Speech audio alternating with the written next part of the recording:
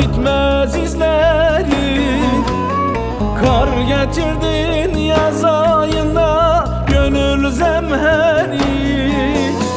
Bahar senin, sevda senin, dert benim oldu. Yar yar dert benim oldu. Yar yar dert benim oldu.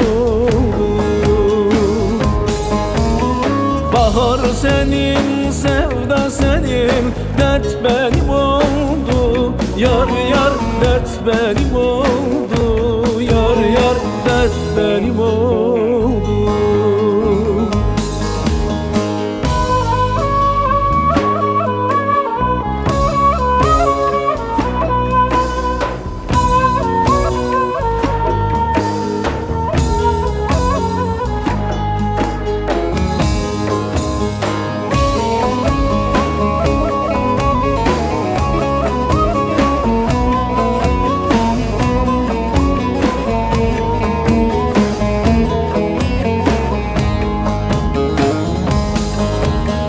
Kaşlarını keman ettin ah bu canıma.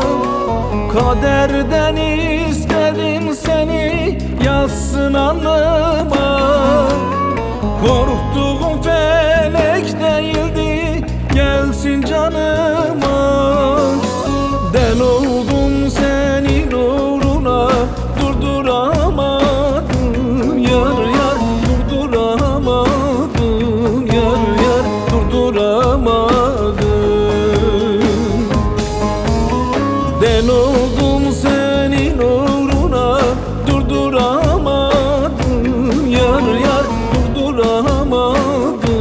Yar yar durduramadım.